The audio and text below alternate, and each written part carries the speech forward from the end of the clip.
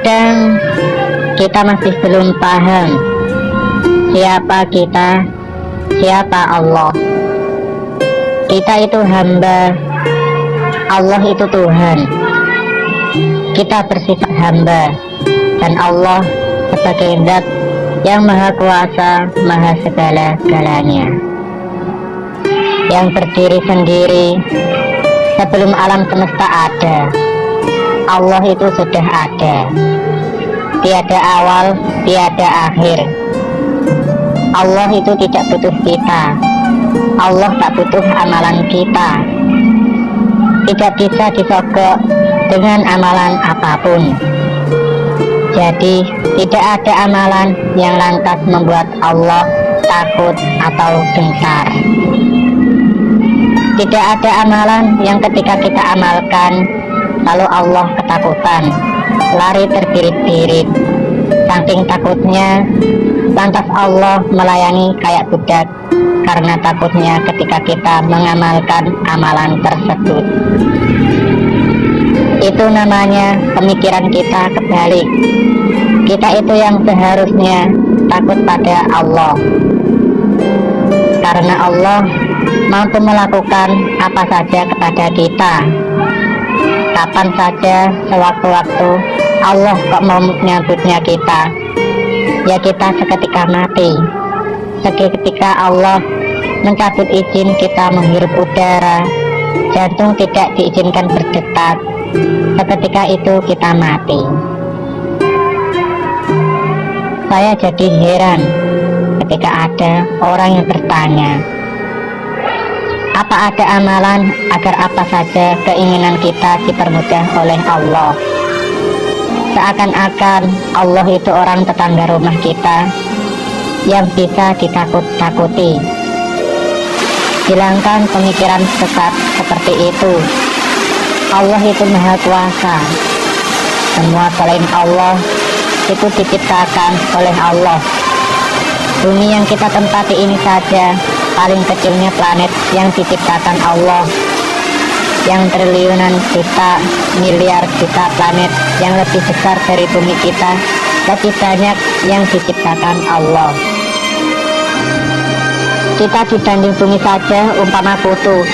Kok tinggi sekali pemikiran kita jika seakan-akan bisa menakut-nakuti Allah yang besarnya lebih besar dari seluruh alam semesta. Bumi ini di mata Allah lebih kecil dari kutu. Lalu kita di pandangan Allah sebesar apa kalau bumi saja sebesar kutu? Pandangan yang benar adalah kita harus merasa lebih kecil dibanding kutunya kutu. Pernah lihat kutu beras? Kalau kutu beras itu punya kutu, maka kitalah itu di pandangan Allah. Karena lemahnya kita, maka langkah paling benar adalah kita tertawakal kepada Allah. Maka Allah akan mengurusi permasalahan kita. Kalau Allah yang mengurusi, Allah semesta raya semua ini tidak bertabrakan, karena ada Allah yang mengurus dan memelihara. Benda-benda yang jutaan miliar triliunan lebih besar dari bumi saja bisa diurusi, apalagi mengurusi urusan kita yang lebih kecil dari kutunya kutu. Sangat remeh bagi Allah. Kenapa kok kita tidak diurusi oleh Allah? Karena kita merasa besar, lebih besar dari Allah, malah mau menakut-nakuti Allah dengan suatu amalan. Padahal kita merasa bisa ini itu hanya ego kita sendiri, tak bernilai apa-apa. Bersihkan diri dari pemikiran yang melenceng. Ibadah itu penyerahan diri kepada Allah. Ibadah itu bahasa Arab, artinya hamba, penghambaan diri kepada Allah.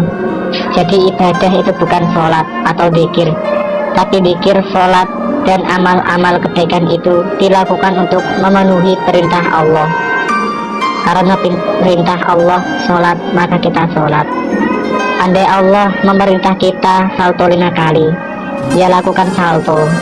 Jadi sholat itu untuk menjalankan yang Allah perintahkan.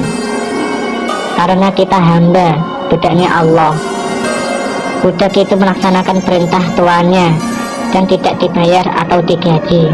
Kalau dibayar namanya pegawai, pekerja, karyawan.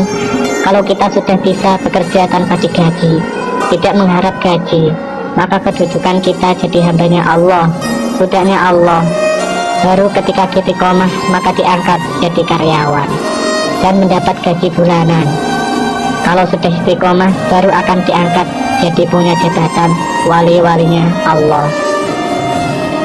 Jadi Allah tidak bisa ditakut-takuti dengan amalan apapun, karena Allah lebih besar dari semua alam semesta ini.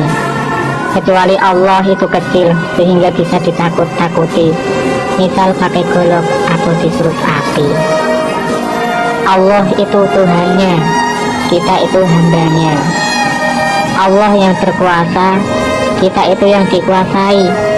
Jangan berpikiran terbalik atau berperilaku terbalik.